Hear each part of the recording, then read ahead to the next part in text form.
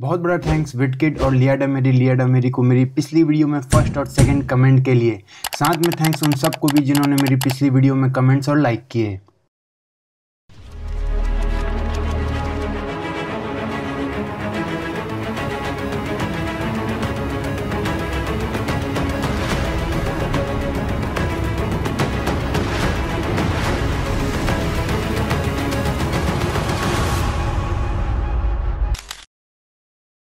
हम सब अपने अपने डिवाइसेस में पासवर्ड्स तो डालते ही हैं। आज तक मेरी वीडियो में बस ऑनलाइन सिक्योरिटी पे फोकस्ड बातें हुई, लेकिन आज ऑफलाइन सिक्योरिटी पे भी बात होगी।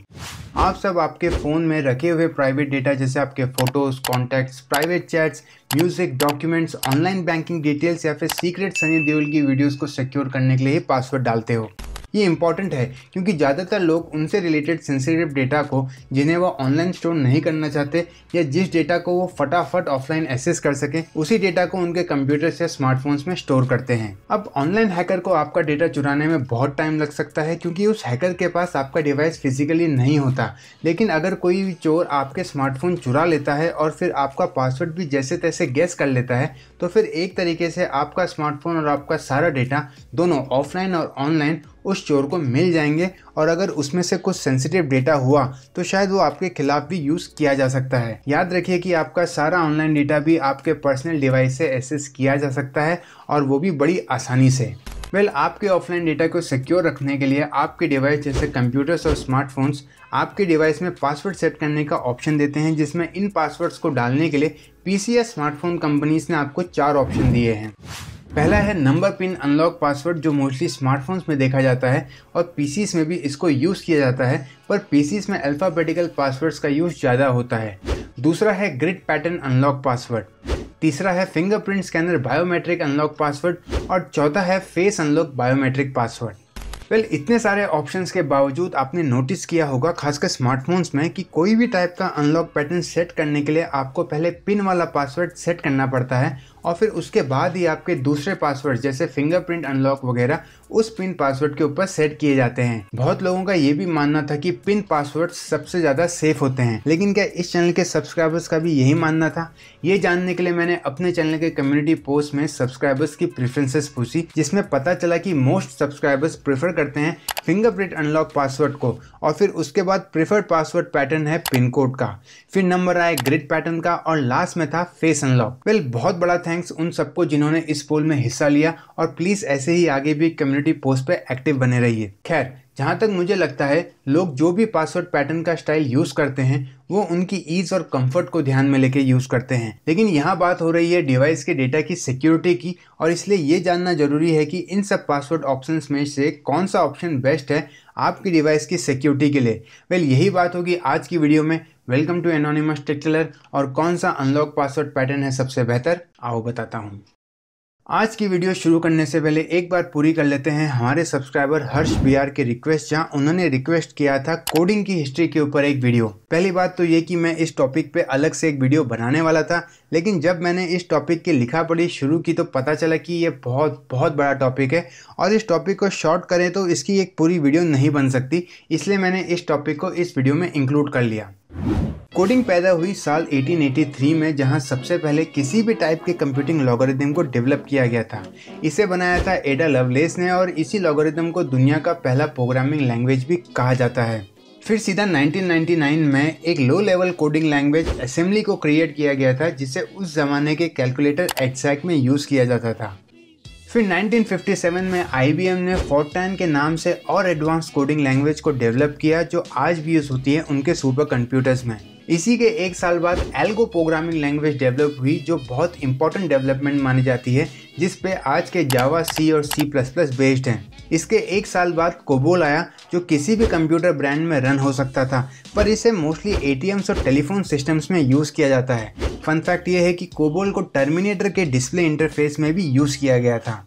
फिर 1959 में आया लिप्स, जो फोर्ट्रान के बाद दूसरी सबसे पुरानी बट सबसे इम्पोर्टेंट कोडिंग लैंग्वेज मानी जाती है, जो उस वक्त के आर्टिफिशियल इंटेलिजेंस की स्टडी में भी यूज़ की गई थी। फिर 1964 में बेसिक आया, जो उन लोगों के लिए डिज़ाइन किया गया था जिनका कंप्यूटिंग बैकग्राउंड नहीं था, और बेसिक आने के कुछ सालों के बाद बिल गेट्स बेसिक को ऑल्टर करके माइक्रोसॉफ्ट का पहला प्रोडक्ट बेचने वाले थे। फिर आया पास्कल, जिस पे एप्पल ने उनके स्टार्टिंग के दिनों में कोडिंग की थी। उसके बाद आया कोडिंग लैंग्वेज स्मॉलटॉक, जिससे आज की modern programming language Python inspired है।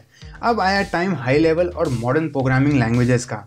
साल 1972 में सी लैंग्वेज को डेवलप किया गया, जिसे बहुत लोग जानते ही हैं। कहते हैं कि सी सबसे पहली हाई लेवल लैंग्वेज थी। फिर आया एक्सक्यूएल या सीक्वल, जिसे आज भी डेटाबेस मैनेजमेंट के लिए यूज़ किया जाता है। फिर आया मैटलैब, जिसे बेस्ट मैथमेटिकल कंप्यूटेशन लैंग्वेज माना जाता है। फिर डेवलप हुआ ऑब्जेक्टिव सी, जो स्मॉलटॉक और सी का मिक्स है, जो मैक ओएस और आईओएस की मेन लैंग्वेज मानी जाती थी। फिर 1983 में सी को C++ में इम्प्रूव किया गया, जिसके नए वर्जन्स अभी भी आते रहते हैं। C++ को आज भी यूज़ किया जाता है, जिसका परफेक्ट एग्जाम्पल है अडोबी फोटोशॉप।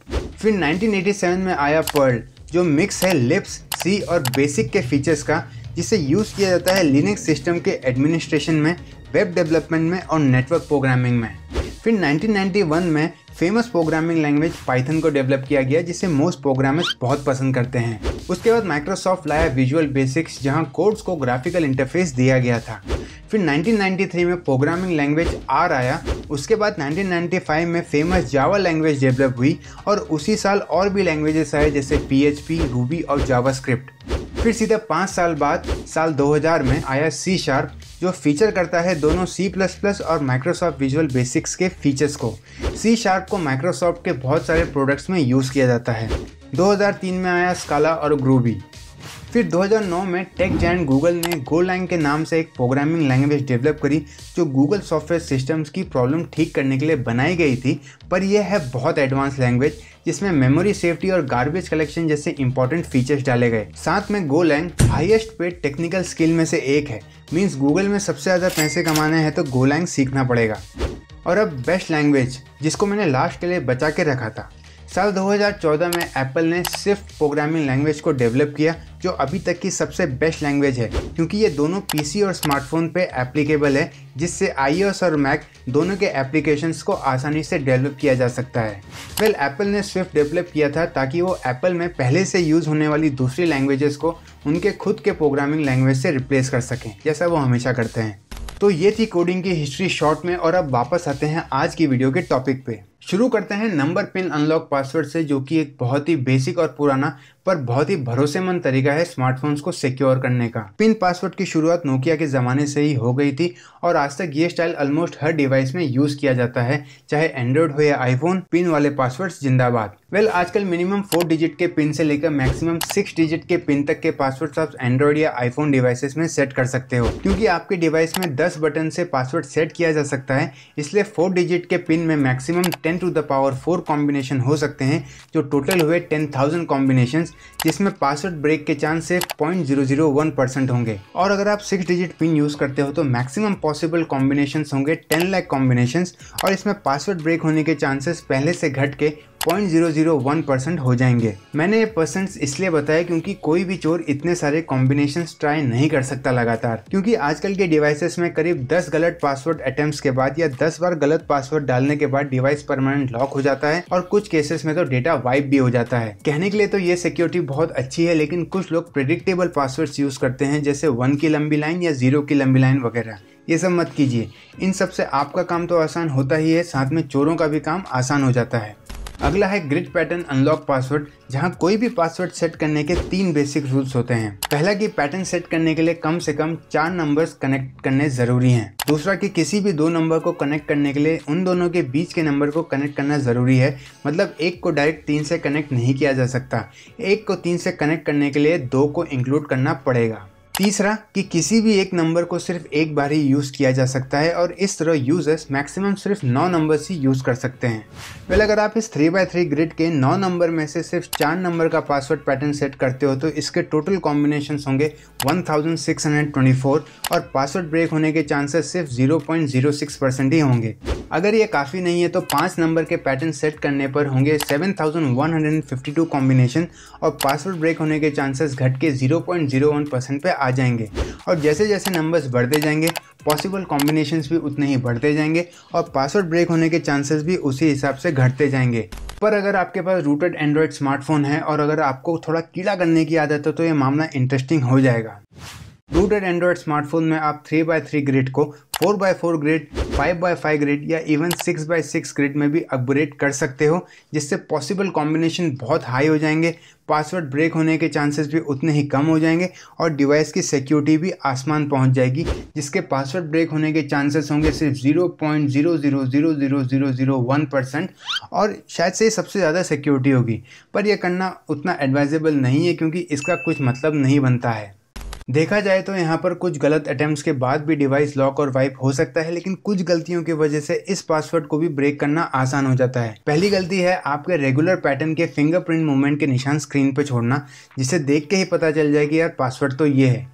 इसलिए अगर आप ग्रिड पैटर्न पासवर्ड यूज़ करते हैं तो प्लीज़ अपने स्क्रीन को साफ रखो, वरना किसी दिन फ़ोन के साथ साथ डेटा भी साफ हो जाएगा। दूसरी गलती है प्रिडिक्टेबल और रेगुलर पैटर्न यूज़ करना, जैसे L shape pattern, M shape pattern, G shape pattern या फिर डब्ल्यू या किसी के नाम के पहले वर्ड का पैटर्न। थोड़ा हट के पैटर्न बनाइए। और बाय द वे, अगर ये वीडियो आपको अच्छी लग रही है तो चैनल के सब्सक्राइब बटन पे एक क्लिक बहुत ही सिक्योरिश बात होगी और खुश करने वाली भी।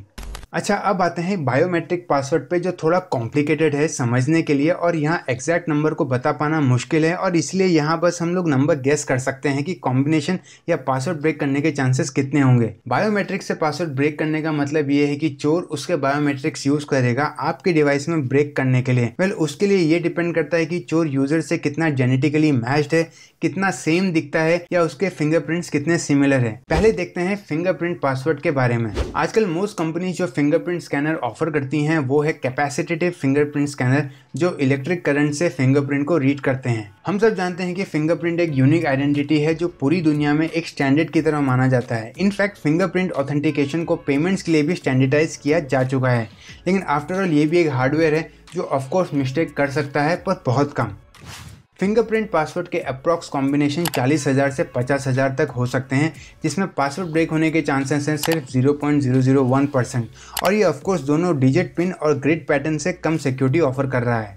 साथ में ये भी देखा गया है कि फिंगरप्रिंट लॉक बहुत कंफर्टेबल है मोस्ट यूजर्स के लिए, जो कंफर्ट के साथ फास्ट भी है। मींस फ़ोन खोलने के लिए अब उंगली यहाँ वहाँ घुमाने की ज़रूरत नहीं रही, सिर्फ सेंसर के ऊपर उंगली रखो और काम हो जाएगा। इनफैक्ट इसमें तो आंख भी ज़्यादा घुमानी नहीं पड़ती। लेकिन फिंगरप्रिंट स्कैनर का फ्यूचर बहुत ब्राइट लग रहा है क्योंकि अल्ट्रासोनिक साउंड फिंगरप्रिंट स्कैनर्स आ चुके हैं, जो आज के रेगुलर फिंगरप्रिंट सेंसर की 2D स्कैनिंग वाली सिक्योरिटी को 3D स्कैनिंग में अपग्रेड करके पासवर्ड को और एडवांस और पावरफुल बना देंगे।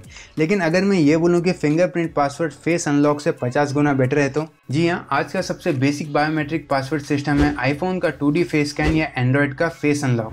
लेकिन इसके साथ प्रॉब्लम यह है कि यह बहुत फॉल्टी है और ये ठीक से काम नहीं करता। इसमें लाइट को लेकर इश्यूज आते रहते हैं और बहुत बार ये तो सही फेस को भी एक्सेप्ट नहीं करता और कई बार गलत फेस को एक्सेप्ट कर लेता है। इसलिए फेस अनलॉक के ब्रेक होने के चांसेस सबसे ज़्यादा होते हैं, जो 0.1% तक जा सकता है। लेकिन ये स्टोरी चेंज होती है एप्पल के नए फेस आईडी से, जहां पर एप्पल का नया सेंसर आपके फेस में 30,000 डॉट्स फायर करता है और फिर एक इंफ्रारेड सेंसर उन डॉट को रीड करके आपके फेस का एक 3D डायग्राम बनाता है।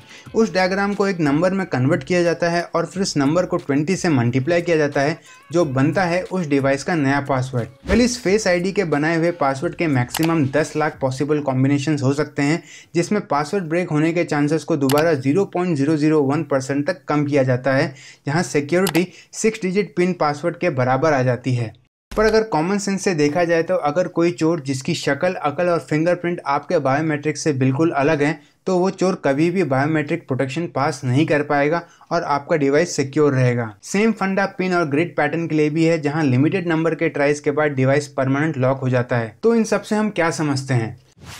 हम समझते हैं कि पहला, ये सारे अनलॉक पासवर्ड सिस्टम बहुत अच्छे हैं और ये एकदम अच्छे से काम करेंगे और आपकी डिवाइस को सेफ रखेंगे।